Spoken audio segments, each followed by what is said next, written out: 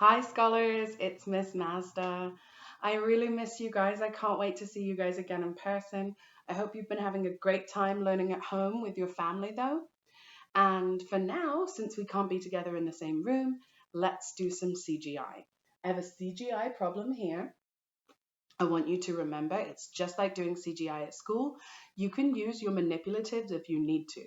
You may not have your 10 sticks at home, but you can use anything as a manipulative. Today, Miss Mazda is using some pinto beans. So I'm just going to use these regular dried beans as my math manipulatives to help me.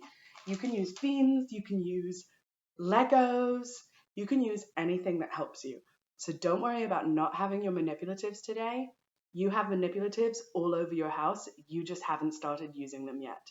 So I'm going to read you this problem 2 times. Then we're going to do a little bit of thinking. And then after that, I'm going to ask you or your big person to pause the video while you work. When you're done working, you'll unpause the video and Miss Mazda will go over my strategies and you can see if your strategies looked like mine or maybe you even did a different strategy. Okay, let's get started. The grocer had 72 small oranges. He put 8 oranges in each bag. How many bags of oranges did he make? I'll read it for you again. The grocer had 72 small bags of oranges. He put 8 oranges in each bag. How many bags of oranges did he make? Scholars, take this time to think about what you know. You can even circle the numbers that you already know on your paper. Now, I want you to think about the question. Is the grocer going to have more or less than 72 bags of oranges? I'll say it again. Is the grocer going to have more or less than 72 bags of oranges? Now is the time, scholars and big people, where I want you to pause your video while you work. You should have about 8 minutes of uninterrupted work time. Parents and big people at home, that means you just let them go to work with their manipulatives and their scratch paper and don't help them. I know it's tempting. After about 8 minutes of independent work, you can go ahead and give them about 2 minutes of help. Then we're going to come back together and go over our strategies. Okay, go ahead and pause the video. I'll see you when you get back.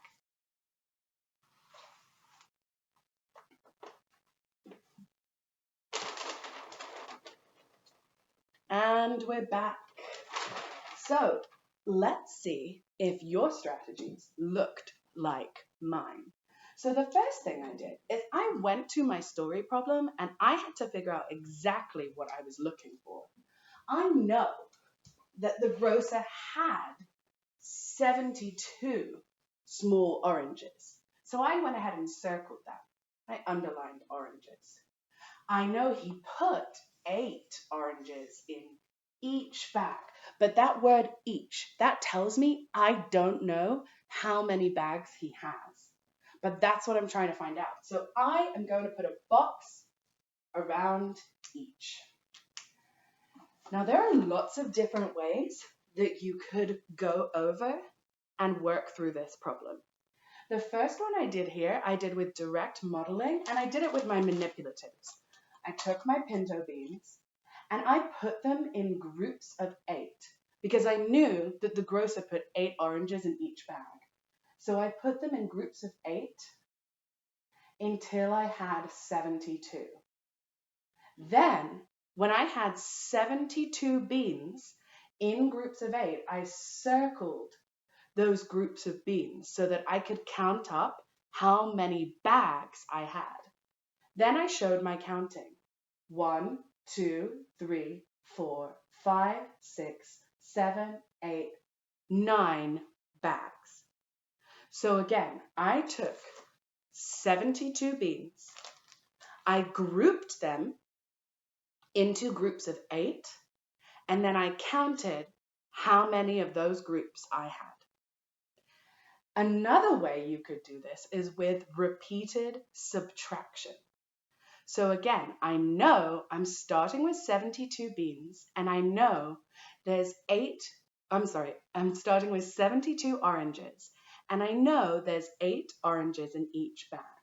So I'm going to start with 72, subtract 8 is 64, 64 subtract 8 is 56, 56 minus 8 is 48, 48 minus 8 is 40, 40 minus 8 is 32, 32 minus 8 is 24, 24 minus 8 is 16, 16 minus 8 is 8, and 8 minus 8 is 0. Scholars, when I'm doing the repeated subtraction method, I have to make sure that I'm counting all my groups. That means I have to go down to 0. Then, because I'm a good mathematician, I took my orange marker and I labeled how many groups I had of 8 in my repeated subtraction. I had 1, 2, 3, 4, 5, 6, 7, 8, 9 bags. So I'm putting here 9 bags. Now, it's good that I did more than one strategy because I got the same answer for both. That helps me double check my work and know that my thinking is correct. Now, I'm going to write my number sentence. This number sentence matches the story problem because we start with 72 and then we put groups of 8 until we have no more. So 72 minus 8 minus 8 minus 8 minus 8 minus 8 minus 8 minus 8 minus 8 minus 8 equals 0. Now, I want to be very clear. I'm not taking those beans away, those oranges away. Those oranges are still there. What I'm doing is putting them into equal groups. So they started in one big group of 72, and now they're in 9 little groups of 8. But my value is still 72. Next up, scholars, if I didn't want to do my repeated subtraction, I could also do repeated addition. So I know they put 8 oranges in each bag. I know we have 72 oranges. So I can add by 8s until I get to 72. So I have 8 plus 8 is 16. 16 plus 8 is 24. 24 plus 8 is 32. 32 plus 8 is 40. 40 plus 8 is 48. 48 plus 8 is 56. 56 plus 8 is 64, and 64 plus 8 is 72. My number sentence for this strategy is 8 plus 8 plus 8 plus 8 plus 8 plus 8 plus 8 plus 8 plus 8 equals 72. This number sentence matches my work, but it does not match the problem. The reason for this is because in the problem, we start with 72, like we did in this strategy, and then we distributed our groups of 8. In this strategy, I did not start with 72. My number sentence is still correct. My work is still correct. It's just important to know that my number sentence matches my strategy and not the story problem. Finally, I decided to also solve on a number line. This is similar to this strategy here because I also did subtraction, but here I subtracted on my number line and then I counted my humps. I started at 72 and I subtracted 8 over and over again until I got to 0. Then I counted my humps. 1, 2, 3, 4, 5, 6, 7, 8, 9. 9 bags. And my number sentence here matches the number sentence up top.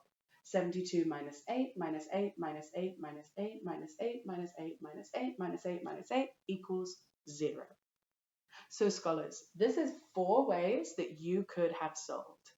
If you solved in a different way, I would love you to take a picture of it and you can send it to me or your other second grade teachers. We want to see what kind of work you're doing at home. We miss you so much. Good luck growing your brain, and we can't wait to see you again.